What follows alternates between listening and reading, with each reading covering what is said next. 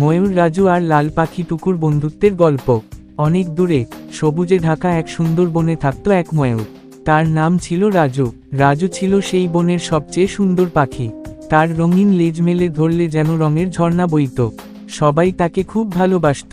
কিন্তু রাজুর একটা মন খারাপের দিক ছিল। তার অনেক বন্ধু ছিল না। সবাই তার সৌন্দর্য দেখে মুগ্ধ হতো বটে, কিন্তু কেউ তেমনভাবে গল্প করত না, খেলা করত না।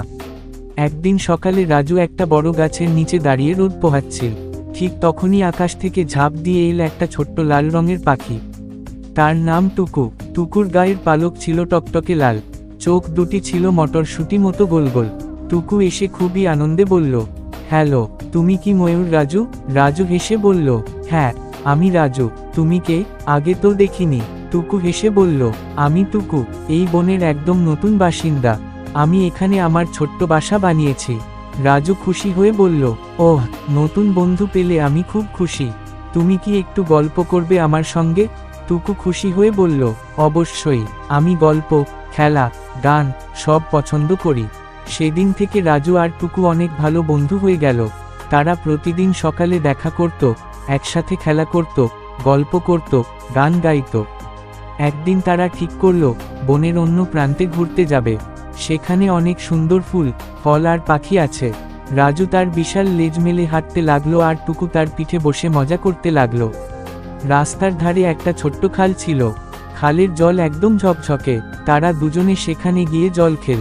টুকু তার ঠোঁট ডুবিয়ে জল খেল আর রাজু তার বড় বড় পালক ঝাঁকিয়ে শরীর ঠান্ডা করল।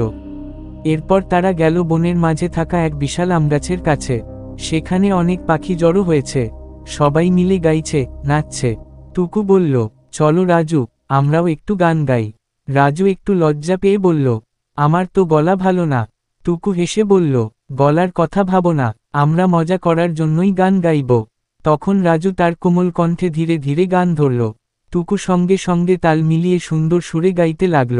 সবাই মুগ্ধ হয়ে শুনল তাদের গান। গান শেষে সবাই হাততালি দিল। বনের বুড়ো তোতা এসে বলল, তোমাদের গান শুনে মন ভরে গেল। তোমরা চাইলে বনের সাংস্কৃতিক অনুষ্ঠানে অংশ নিতে পারো। রাজু আর টুকু লাফিয়ে উঠল খুশিতে। তারা বলল, অবশ্যই, আমরা খুব আনন্দ পেতাম। তারপর সেই দিন এল। বনের সব পাখি, পশু সবাই জড়ো হলো বড় মঞ্চের সামনে। প্রথমে ছিল কবুতরদের নাচ, তারপর তোতার কবিতা। এরপর এল রাজু আর টুকুর পালা। রাজু তার বিশাল রঙিন লেজ মেলে ধরল। চারদিক আলোকিত হয়ে গেল রঙের ঝলকে। আর টুকু মিষ্টি গলায় গান শুরু করল। সবাই মুগ্ধ হয়ে তাদের গান আর নাচ দেখল। শেষে সবাই দাঁড়িয়ে হাততালি দিল। বনের রাজা, বুড়ো হাতি এসে বলল, তোমাদের জুটি সত্যিই অসাধারণ। আজ থেকে তোমরা আমাদের বনের সাংস্কৃতিক দূত।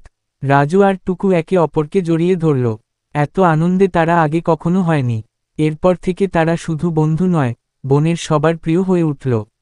সবাই বুঝতে পারল, বড় হোক আর ছোট হোক, রঙিন হোক আর লাল হোক, আসল বন্ধুত্ব মন থেকে হয়।